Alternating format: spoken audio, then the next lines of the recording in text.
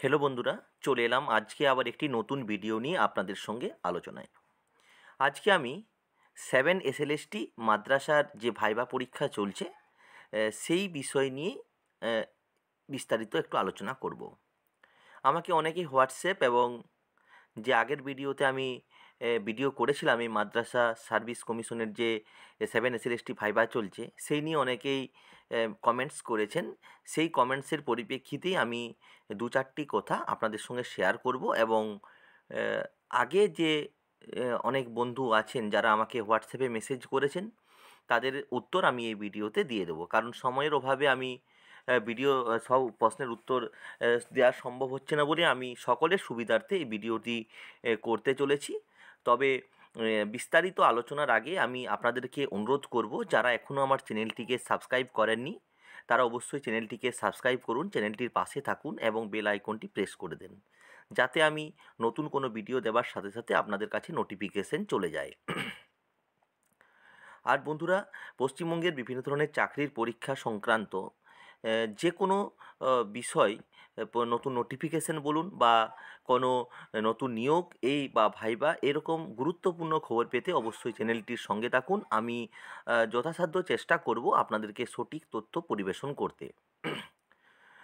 প্রথমে আসি, মাদ্রাসার 7 এসএলএসটি যে রেজাল্ট দেওয়া হয়েছিল তার ভাইবার প্রক্রিয়া চলছে। এখন আমি 7 তারিখে উপস্থিত ছিলাম সেখানে। অনেকেই যে প্রশ্নগুলি করেছেন আমি একে একে সেই প্রশ্নগুলির উত্তর আপনাদের সঙ্গে বা আপনাদের সঙ্গে আলোচনায় আসছি বা আপনাদের সামনে নিয়ে আসছি। প্রথম প্রশ্ন যেটি অনেকেই করেছেন সেটি হচ্ছে, আমরা কিসে যাব? অনেকেই বলছেন আমি হাওড়া স্টেশন থেকে কিসে যাব, অনেকে বলছে শিয়ালদা থেকে আমি কিসে যাব। আমি দুটো রুটেই বলে দিচ্ছি যে কীরকম, যে আপনি যদি শিয়ালদা রুটে যান বা শিয়ালদাতে ট্রেনে নামেন তাহলে শিয়ালদা থেকে আপনি চলে যাবেন বারুইপুরগামী যে লোকাল ট্রেনগুলি দেখবেন কিছু সময় অন্তর অন্তরেই ছাড়ছে, সেই ট্রেনগুলিতে চলে যাবেন, চেপে যাবেন এবং চেপে যাবার পরেই আপনি পার্ক সার্কাস যে স্টেশন সেখানে পৌঁছে যাবেন এবং পার্ক সার্কাস স্টেশনে নেমে আপনি একটু হাঁটা দিলেই আপনি কিন্তু চলে আসবেন সেই 7 এসএলএসটি মাদ্রাসার যেখানে ভাইবা পরীক্ষা হচ্ছে সেখানে। দু চারজনকে জিজ্ঞাসা করে নেবেন, দরকার হয়তো ট্রাফিক পুলিশের সাহায্য নেন, কোনো অসুবিধা হবে না। দোকানদারের সাহায্য নিতে পারেন, পথ চলতি মানুষ অনেকেই ভুলভাল বলে দেয়, তাই আমি বলবো যে ট্রাফিক পুলিশের সহায়তা নেন, সাহায্য নেন, আপনাদের সঠিক তথ্য পরিবেশন করতে পারবেন। এই জায়গাতে কোনো অসুবিধা হবে বলে আমি মনে করি না। দ্বিতীয়ত হচ্ছে হাওড়া স্টেশনে। হাওড়া স্টেশনে যদি নামেন তাহলে কিন্তু কী করবেন, বাস পাবেন, সবসময় বাস আছে, ওখান থেকে পার্ক সার্কাস বাস যাচ্ছে। তবে একটু প্রবলেমও আছে এই জায়গাতে, তার কারণ হচ্ছে এই রুটে কিন্তু মানে যে রুটটায় আপনি আসবেন সেই রুটে কিন্তু জ্যাম হওয়ার সম্ভাবনা আছে। তাই আপনারা হাতে সময় নিয়ে বের হবেন। তার কারণ হচ্ছে যে কোনো সময় কলকাতার যে রাস্তাঘাট সেখানে যে গাড়ি, সেই গাড়িতে জ্যাম হওয়ার সম্ভাবনা প্রচুর পরিমাণে থাকছে। তাই যদি আপনারা বাসে আসেন তাহলে অবশ্যই হাতে সময় নিয়ে বের হবেন। এই গেল আপনার রুটের ব্যবস্থা বা রুট কোন দিকে কোন পথে গেলে সুবিধা হবে আমি বলে দিলাম। বা আরও একটি সুবিধা আছে, কলকাতার যে কোনো প্রান্ত থেকে ওলা কিংবা উবের করে নিলে আপনারা ঠিক মানে পরীক্ষাস্থলে পৌঁছে যাবেন। এটি কিন্তু কলকাতার বুকে একটি দারুণ সিস্টেম, বা আমিও ওলা উবের করেছিলাম, সেটা খুব তাড়াতাড়ি আমাকে পৌঁছে দিয়েছিল। আমি যাদবপুর থেকে করেছিলাম, 214 টাকা লেগেছিল। একদম খুব ভালো মানে সহযোগিতা এবং খুব ভালো উপায়ে আমি কিন্তু পৌঁছে গিয়েছিলাম, অসুবিধা কিছু হয়নি। এরপরে চলে আসি ভাইবার যে সময়। ভাইবার সময় কি হচ্ছে, ভাইবার সময় দেখুন প্রথম যে হাফ সেখানে কিন্তু সাড়ে দশটা করা আছে, 10টা 30 রিপোর্টিং টাইম আছে। এখন আপনারা কি করবেন, আপনারা যেহেতু প্রথম ভাইবা দেবেন ওই জায়গাতে, সেহেতু আপনারা একটু তাড়াতাড়ি পৌঁছে যান, 1 ঘন্টা আগে আশা করি সকলে পৌঁছাতে পারবেন, 1 ঘন্টা আগে পৌঁছে যান। গেট কিন্তু 10:30টার আগে খুলে দিচ্ছেন। আমি ওখানে সিকিউরিটির যিনি ছিলেন তাকে জিজ্ঞাসা করলাম, বলছে 10টা 15 থেকে গেট খুলে দেওয়া আছে। তবে সেটা হয়তো জানি না, 7 তারিখে কিন্তু ওই টাইমে খুলে দিয়েছিলেন, পরবর্তীকালে পরবর্তী যে দিনগুলোতে ছিল কখন খুলেছিল বা কীভাবে খুলেছিল সেটা আমি বলতে পারবো না। তবে 10টা 15ই সময় সেদিনে কিন্তু খুলে দিয়েছিল। এরপর আসি যে আপনারা লাইন দেবেন কি? হ্যাঁ, অনেকেই লাইন দিচ্ছেন গেটে প্রবেশ করার জন্য। আমি বলব যে লাইন দেওয়ার কোনো প্রয়োজন নেই। কারণ আপনাকে হাতে যখন কল লেটারটি আপনার থাকবে, আপনাকে কিন্তু ওখানে প্রবেশ ওনারা করাবেন, এটা কিন্তু শিওর। তাই অযথা লাইন দিয়ে মানসিক টেনশন বাড়িয়ে কোনো লাভ নেই। আপনারা সুস্থ মস্তিষ্কে সামনে যে একটা কলকাতা পুলিশের দেখবেন পার্ক সার্কাস থানার একটা থানার একটা কাউন্টার আছে, ওই সাইডটা দেখুন বসার জায়গা আছে, ওখানটা আপনারা বসতে পারেন, কোনো অসুবিধা নেই। গেটটা ছেড়ে বসলেই বসা যাবে, কোনো অসুবিধা নেই। ওখানে সহযোগিতাপূর্ণ মনোভাব সকলের এবং সকলে খুব সহযোগিতা করছেন। আর আপনারা লাইন দেবার কোনো প্রয়োজন আছে বলে আমি মনে করি না। আপনারা ওখানে বসে আপনাদের প্রিপারেশন বা যেগুলো ঘরে প্রিপারেশন নিয়েছেন সেগুলো আপনারা ওই জায়গাতে একটু দেখে নিতে পারেন। চাপ নেওয়ার কোনো প্রয়োজন নেই, আমাকে লাইন দিতে হবে, আমি প্রথমে ঢুকবো, এইসব জিনিস ফালতু, এইসব জিনিস করে কোনো লাভ আছে বলে আমি মনে করি না। এরপর চলে আসুন যে ভেতরে আপনি যখন পৌঁছে গেলেন তখন সেখানে আপনাকে একটি জায়গা আছে, সেখানে বসতে দেবে, সকলে একসাথে বসবেন। বসার পরে আপনার দেখবেন 4টা টেবিল, কোনো দিন হয়তো বাড়াতেও পারে টেবিল সংখ্যা, আমি জানি না কবে কী বাড়িয়েছে। 7 তারিখে 4টা টেবিল ছিল। এই 4টা টেবিলে আপনি ভেরিফিকেশন করালেন। ভেরিফিকেশনে যে কাগজগুলো আপনাকে নিয়ে যেতে বলেছেন সেই কাগজগুলো অবশ্যই মাস্ট নিয়ে যাবেন। রিসেন্ট পাসপোর্ট সাইজের ফটো নিয়ে যাবেন এবং নিয়ে যাওয়ার পরে আপনি ওখানে ভেরিফিকেশন ক্লিয়ার করার পরে আপনাকে কিন্তু ভাইভা স্থলে যেতে দেবে। এখন ভেরিফিকেশান আপনি কমপ্লিট করলেন, কমপ্লিট করার পরে আপনি ভাইবার যেখানে হচ্ছে সেই জায়গাতে ওনারা আপনাকে পাঠাবেন হাতে কল লেটারটি নিয়ে গিয়ে। আর আপনারা অবশ্যই ওখানে বলে দেবেন আপনার সব সিগনেচার করতে হবে, রিসেন্ট পাসপোর্ট সাইজের ফটো, সব কিছু খুব সুন্দর সহযোগিতাপূর্ণ মনোভাব। থ্যাংক ইউ মাদ্রাসা সার্ভিস কমিশনকে সহযোগিতাপূর্ণ মনোভাব পোষণ করার জন্য পরীক্ষার্থীদের সঙ্গে। আর তারপরে আপনি চলে আসুন আরেকটি ভাইটাল কোশ্চেন, যেটা আমাকে অনেকেই মেসেজ করেছেন, অনেকেই ফোন করেছেন। সময়ের অভাবে আমি এটা ধরতে পারিনি ফোন, বা উত্তর দেওয়ারও সেরকম সুযোগ পাইনি। তো আমাকে অনেকেই বলছেন যে আপনার টিচিং হবে কি, ডেমনস্ট্রেশন হবে কি? দেখুন, আমরা সকলেই জানি যে ডেমনস্ট্রেশন টিচিংয়ের মানে শিক্ষার ক্ষেত্রে, মানে শিক্ষক শিক্ষিকা নিয়োগের ক্ষেত্রে একটি খুবই ভাইটাল জিনিস। তবে মাদ্রাসা সার্ভিস কমিশন এর যে ভাইভা চলছে সেখানে আমরা সকলেই মনে করেছিলাম যে টিচিং নেবে, কিন্তু সেখানে টিচিং নেয়নি, শুধুমাত্র ভাইভাটি হয়েছিল, কোনো ডেমনস্ট্রেশন হয়নি। আমাদের এরপরে আমাকে বলতে পারেন আপনি কোনো গ্যারেন্টি দেবেন? না, আমি কোনো গ্যারেন্টি দিতে পারবো না, কারণ গ্যারেন্টি দেওয়ার ক্ষমতা, গ্যারেন্টি দেওয়ার যে সাধ্য আমার এটা নেই। তার কারণ হচ্ছে পরের যে ভাইবার দিনগুলো আছে সেখানে যদি আপনার টিচিং নেয় বা ডেমনস্ট্রেশন নেয়, তখন আপনার তো আমাকে বলতে পারেন যে আপনি বলেছিলেন যে নেবে না। আমি বলতে পারবো না। প্রত্যেককে আমি বলবো যে আপনারা টিচিংয়ের একটা যে টিচিং করবেন, যে ডেমনস্ট্রেশন দেবেন, সেটার একটা প্রস্তুতি নিয়ে যাবেন, কারণ প্রত্যেকের প্রস্তুতি থাকা প্রয়োজন। কারণ হঠাৎ করে কোনো জিনিস সেই জায়গাতে উপস্থাপন করা একটু দুঃসাধ্য হলো, কারণ পারবো, আমরা সকলেই পারবো, কারণ আমরা সেই স্তরটা অতিক্রম করে এসেছি। বিভিন্ন পরীক্ষার্থীরা বিভিন্ন টিচিংয়ের সঙ্গে যুক্ত আছে, কেউ কোচিং সেন্টারে পড়াচ্ছেন, কেউ হোম টিউশন পড়াচ্ছেন, কেউ ব্যাচ টিউশন পড়াচ্ছেন, কোনো অসুবিধা নেই, কিন্তু তবু একটু দেখে যাওয়াটা আমার মনে হয় ভালো। তবে এখনও পর্যন্ত যেটা খবর পাওয়া যাচ্ছে বা খবর পাচ্ছি, আপনার ডেমনস্ট্রেশন হয়নি। তাই আমি বলবো তবু আপনারা দেখে যাবেন। এখন তার পরের প্রশ্নে চলে আসি। কী প্রশ্ন? কী জিজ্ঞাসা করা হয়েছে ওখানে? দেখুন, প্রথমে আপনাকে বসার পরে আপনাকে যেটা জিজ্ঞাসা করা হচ্ছে যে আপনার পরিচয় দিন, বা আপনার এলাকা, আপনার বাড়ি, এগুলো সাধারণ কোশ্চেন, কমন কোশ্চেন। এই কমন কোশ্চেনগুলো অবশ্যই জিজ্ঞাসা করবে, যে কোনো ভাইবার বোর্ডেই এইসব প্রশ্নগুলো জিজ্ঞাসা করেন। বাবা কী করেন, যদি কেউ বিবাহিতা থাকেন তাহলে তার স্বামী কী করেন, এইসব কোশ্চেনগুলো কমন প্রশ্ন, আমরা সকলেই জানি এগুলো প্রথম দিকে শুরু হয়। তারপরে ধরুন যদি কারো বাংলা সাবজেক্ট হয়, এরপরে ধরুন কাউকে সাহিত্যের ইতিহাস থেকে প্রশ্ন করছেন, কারো হয়তো টেক্সট একদমই করেন না, পাই না কেউ, আমি যতটুকু খবর পেলাম কারো কাছ থেকে আমি টেক্সটের প্রশ্ন পেয়েছে বলে মনে হয় না, তবে দু একজনকে করতেও পারে, সব খবর তো আমি পাই না।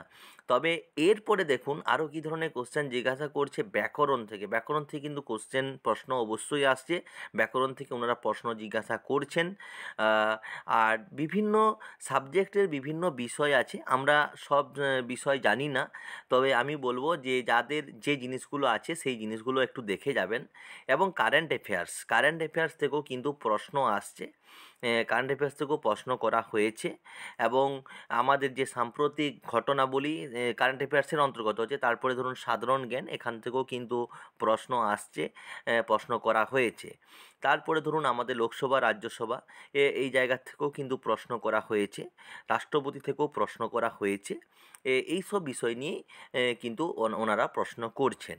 এবং প্রশ্নের উত্তর আমাদের যারা পরীক্ষার্থী ছিলেন তারা কিন্তু উত্তর দিয়েছেন বলেও কিন্তু আমি খবর পেয়েছি। আর সকলের পরীক্ষা মোটামুটি যারা যতটুকুন আমি যাদের কাছ থেকে শুনেছি তারা সকলেই ভালো পরীক্ষা দিয়েছেন।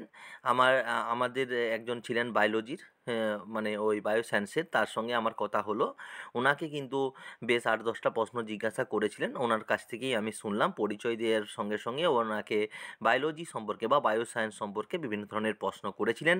তবে ওনার সঙ্গে আমার বেশ একটি ভালো করে কথা হয়নি, তার কারণ হচ্ছে উনি যে গাড়ি ভাড়া করে এসেছিলেন সেই গাড়িটা খুব তাড়াতাড়ি ছেড়ে দিল। তাহলে আমি কিন্তু ওনার সাথে বেশ যদি 2-4 মিনিট কথা বলতে পারতাম তাহলে কিন্তু আরও ডিটেলসে যেতে পারতাম যে কী কী জিজ্ঞাসা করেছিল, কিন্তু দুর্ভাগ্য গাড়িটা ছেড়ে দেওয়ার কারণে ওনার সাথে কথা বলা হয়নি। তবে আরেকজন দিদি ছিলেন, ওনার সাথে আমি একটু কথা বললাম যে কী কী প্রশ্ন করেছিলেন। উনি কিন্তু বললেন যে আমাকে সাবজেক্ট বেস প্রশ্ন করেছিলেন, সেখানে উনি উত্তর দিতে পেরেছেন, এইটুকুনি বললেন। আর আর এরপরে যদি বলেন আপনি ব্যবহার, অবশ্যই খুব ভালো ব্যবহার করছেন, সহনশীল এবং বন্ধুত্বপূর্ণ আচরণ যাকে আমরা বলবো, সেই রকম ব্যবহার কিন্তু প্রত্যেক সদস্যা করছেন। এর জন্য মাদ্রাসা সার্ভিস কমিশনের যে মাদ্রাসা সার্ভিস কমিশনের প্রত্যেক সদস্যকে আমরা আমার পরীক্ষা প্রস্তুতি ইউটিউব চ্যানেল থেকে ধন্যবাদ জানাই। এবং আপনারা এইভাবেই প্রত্যেক পরীক্ষার্থীদের পাশে থাকুন এবং সাথে থাকুন। এখন আপনারা আরও একটি প্রশ্ন আমাকে অনেকেই জানতে চেয়েছেন যে রেজাল্ট কবে বের হবে বা রেজাল্ট কি ভাইবার রেজাল্ট কবে বের হতে পারে। দেখুন, এটা বলা কিন্তু খুবই মুশকিল, বা আমরা যতটুকুন বলি বা সেটা বেশিরভাগটাই কী করি, অনুমানের উপর নির্ভর করে বলি। কারণ আমাদেরকে তো মাদ্রাসা সার্ভিস কমিশন বলে দেয় না যে আজকে রেজাল্ট বেরোবে বা এতদিনে রেজাল্ট বেরোবে, কেউ তো বলে দেয় না। তবে আমি ওখানে বিভিন্ন যারা পরীক্ষা দিতে গিয়েছিলেন তাদের মধ্যে বিভিন্ন রকমের গার্জেন ছিলেন, তাদের সঙ্গে আমি যতটুকুন আলোচনা করে বুঝতে পেরেছি যে রেজাল্ট খুব তাড়াতাড়ি বেরোবে এবং রেজাল্ট বের করে দিয়ে ওনারা স্কুল পাঠাবার ব্যবস্থা করবেন। সেটা ধরে নেওয়া যায় যে হয়তো এই মাসের শেষ দিকে কিংবা ফেব্রুয়ারি মাসের প্রথম দিকেও বেরিয়ে যেতে পারে। তবে সবটাই অনুমানের উপর নির্ভর করছে, জানি না কতটা কী হবে। তবে সকলের ভালো হোক, সকলের মঙ্গল হোক, এটাই কামনা করি। আর এখন আর একটি প্রশ্ন আমাকে 2-4 জন মেসেজ করেছেন, বেশি নয়। সেটা হচ্ছে যে এই মাদ্রাসা সার্ভিস কমিশনের যে 7 এসএলএসটি ভাইভা প্রক্রিয়া চলছে, এটা সম্পূর্ণ হয়ে গেলে কি নতুন নোটিফিকেশন বের হবে? দেখুন, মাদ্রাসা সার্ভিস এর উত্তরে আমি কি বলবো, এর উত্তরে আমি যেটা বলবো সেটা হলো মাদ্রাসা সার্ভিস কমিশনের এই 7 এসএলএসটি যে পরীক্ষা সম্পন্ন হয়ে গেল, মানে ভাইভা হলেই কমপ্লিট হয়ে যাবে, এরপরেও কিন্তু যে মাদ্রাসার যে স্কুলগুলো সেখানে কিন্তু হিউজ পরিমাণে ভ্যাকেন্সি পড়ে থাকবে। 1729 ভ্যাকেন্সি থেকে যদি 1729 মাইনাস করা হয় তবু কিন্তু অনেক ভ্যাকেন্সি পড়ে থাকছে। তাই মাদ্রাসা সার্ভিস কমিশনের যদি ইচ্ছা থাকে যে আমরা পরীক্ষা নেব, তাহলে কিন্তু ওনারা পরীক্ষা নিতে পারে বা পরীক্ষা নেবে, এটা কোনো বাধা দেওয়ার কিছু নেই, বা এটা যে নেবে না এটা বলার সামর্থ্য বা বলার ক্ষমতা কারো নেই, কারণ পরীক্ষা নিতেই পারে। কারণ আমরা দেখেছি দীর্ঘদিন ধরে মাদ্রাসার যে স্কুলগুলো আছে সেগুলোতে কিন্তু শিক্ষক শিক্ষিকা শূন্য, কারণ ধুঁকছে শিক্ষক শিক্ষিকার অভাবে। কারণ সেই স্কুলগুলোতে এই 1729 যে ভ্যাকেন্সি 1729, এখানে কিন্তু সেই শিক্ষক শিক্ষিকা নিয়োগের ফলেও কিন্তু কিছু হবে না, তার কারণ আরও তাদেরকে শিক্ষক শিক্ষিকা নিয়োগ করতে হবে। তার কারণ যে রেশিও, সেই রেশিওটা মেনটেন করতে হবে, এবং যদি সেটা করতে চায় মেনটেন্স, তাহলে কিন্তু কি হবে, তাহলে কিন্তু তাকে নিয়োগের বিজ্ঞপ্তি প্রকাশ করতে হবে, এবং নিয়োগের বিজ্ঞপ্তি প্রকাশ করলে পরীক্ষা হবে।